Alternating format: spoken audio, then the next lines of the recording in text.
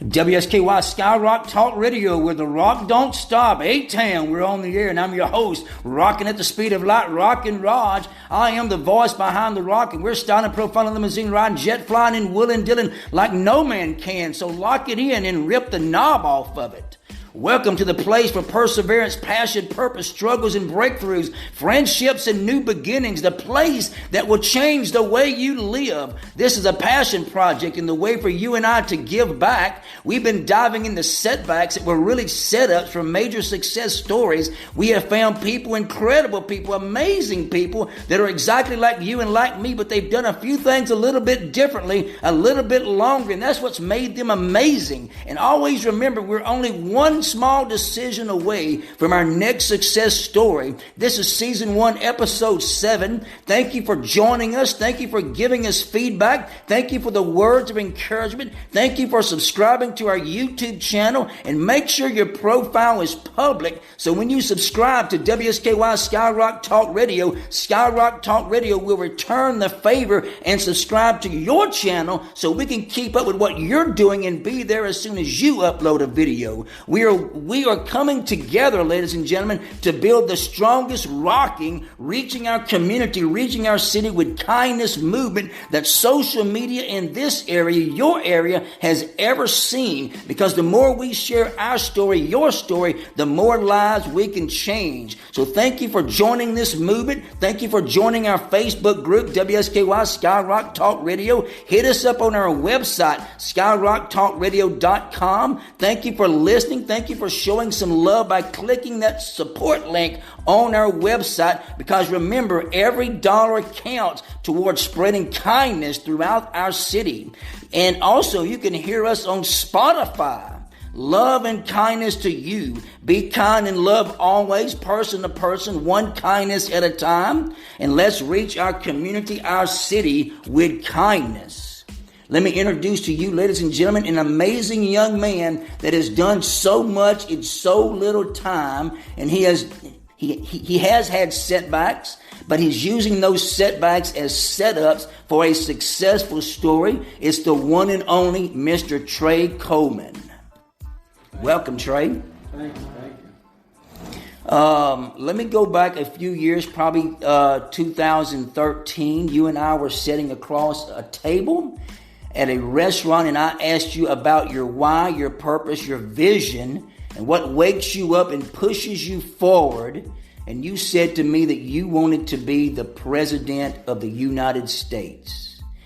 And what I remember thinking immediately was the fact that I was sitting at the table of a President of the United States.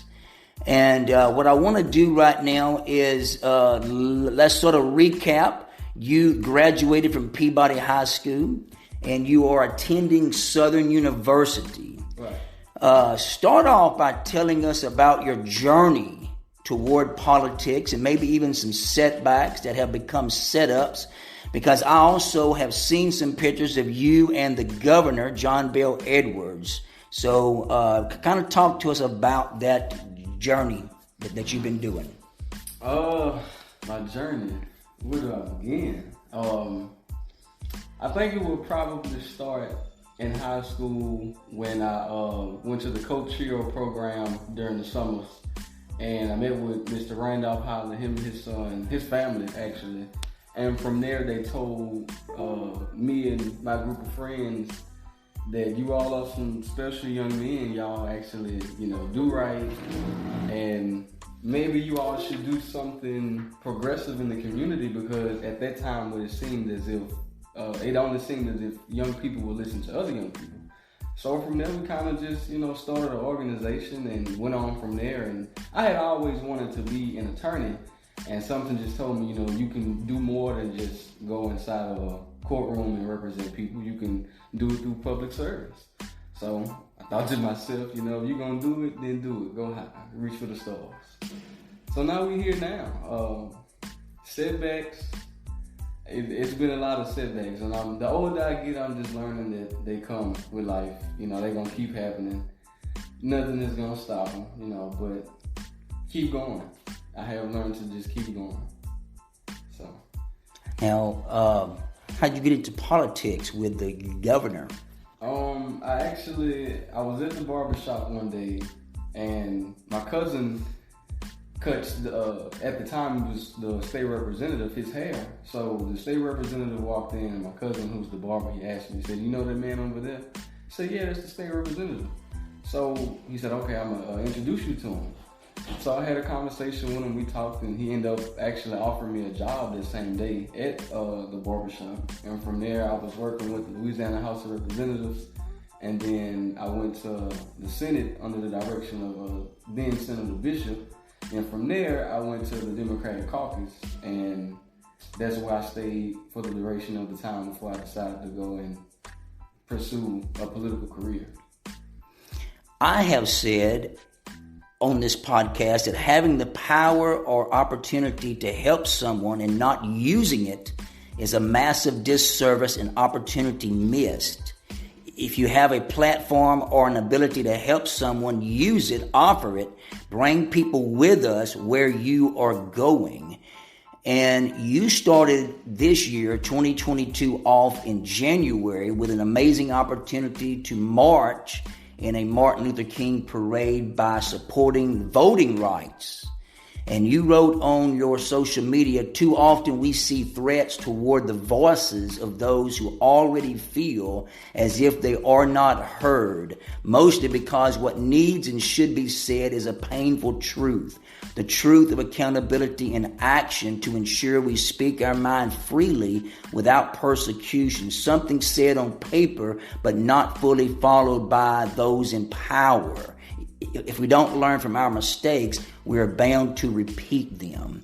Take a moment, speak a little bit more about that march, about supporting voting rights, and also about this quote.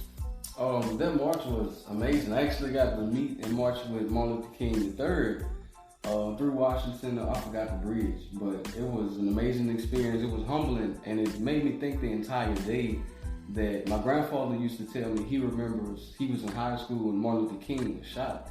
So it makes me think that if he saw that before my mother got here, we still, fighting for the same thing. That is a problem. That should not be that way. That quote, to me, I had been, over the last several months, I've been traveling to different states, and I'm just seeing, how different states operate. And I've noticed that in Georgia and in other states, even in Louisiana, there was some legislative acts that restricted voter registration, voting rights. And to me, it was like, there's a reason why this is happening. And in my opinion, if you're doing your job correct, no matter what job you're in, then you shouldn't have a problem with your job being threatened. So to me, those people in power who are restricting voting rights and registration, they must not be doing their job right, or they're doing something that, they shouldn't be doing. Back to the march, it was extremely humbling. Like I say, it was a lot to think about, a lot to digest. And I wish I could do it again, honestly. In 2019, your mom went in for an annual exam, and the radiologist found a suspicious area. And your mom was referred to a general surgeon for a biopsy, which was positive for cancer, and her whole world changed. Mm-hmm. She's had surgery since then.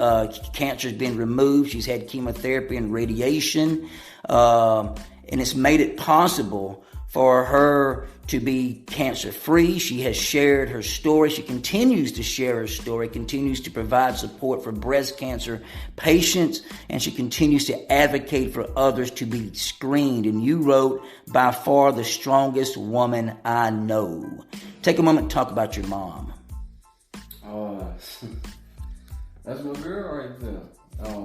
She is the strongest woman I know. That was a major setback, but like I say, challenges I've learned happen in life, and they're gonna come in different forms. And one of my mentors, Mr. Jones, told me, he said, you have to take a unnatural situation and you have to give it a unnatural answer. So I said, what you mean by that? He said, well, not everyone believes in God, but you need to talk to your God and talk about how that unnatural situation happened to her and how you need some unnatural intervention. And that really stuck with me, you know. And it was challenging dealing with it because she actually didn't tell me at first. She waited for a minute to tell me. And, you know, by the time she told me, she was in the stages of everything digressing. So that was a good part. But, yeah, I mean, she's the reason why I do so much. She would tell me when I was younger, she didn't know where I get this public speaking ability from, but she doesn't like crowds. And now she is speaking everywhere about awareness and doing her thing to help others with the voice that she has. So that's who inspires me. Whenever you were a freshman at Southern University, you were part of a young men's group called Men's Federation. Mm-hmm. And in 2021, sadly, your dad passed away. Father's Day's coming up this weekend. Talk a few minutes about your dad and his legacy that you're going to continue on for him. TC. I don't know where to start with that one either.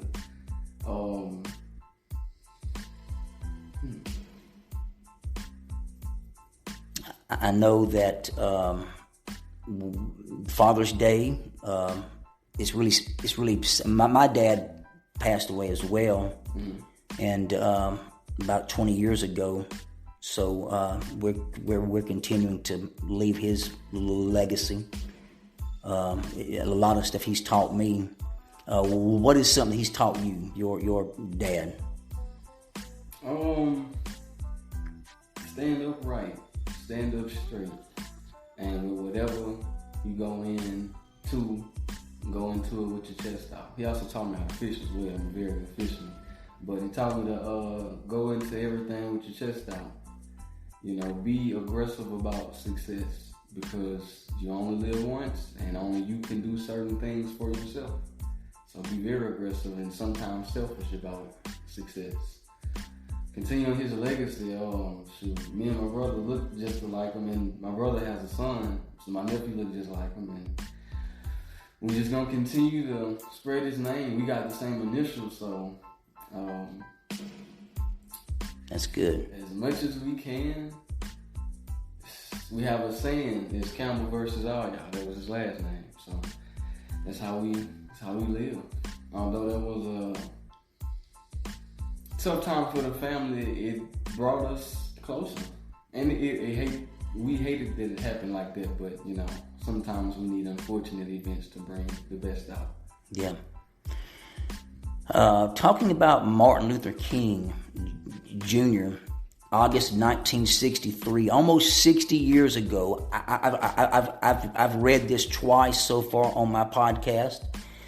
This is a passion of mine, myself, for this podcast. Almost 60 years ago, Martin Luther King Jr. said, "I have a dream that one day this nation will rise up and live out the true meaning of its creed, that we hold these truths to be self-evident, that all men," and he was talking about all mankind, "are created equal." He went on to say that I have a dream that my 4 little children will one day live in a nation where they will not be judged by the color of their skin, but by the content of their character.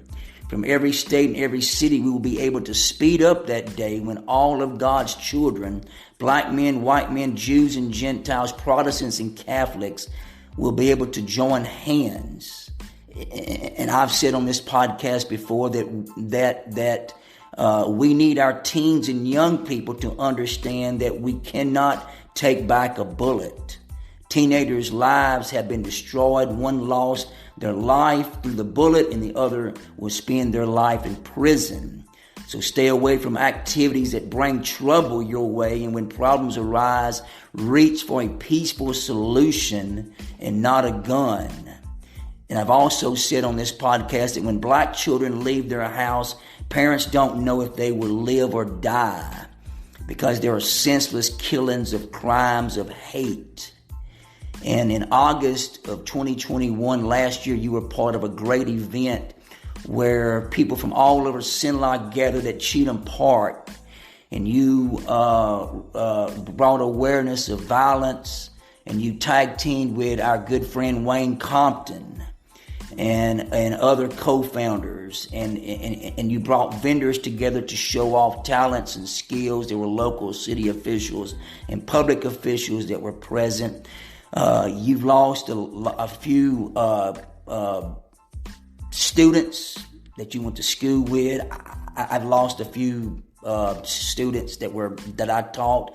Take a moment and talk about the violence and talk about what we can do to bring awareness and come together in Martin Luther King's dream that we still need to be carrying on, his legacy. And this will be the final word. Mm-hmm. I don't have children. I have younger siblings, but I do believe that it starts at home. I think that some of the issues stem from a lack in that person's life, whether it be love or attention or anything. There's a lack of something, and when you lack, you may act out.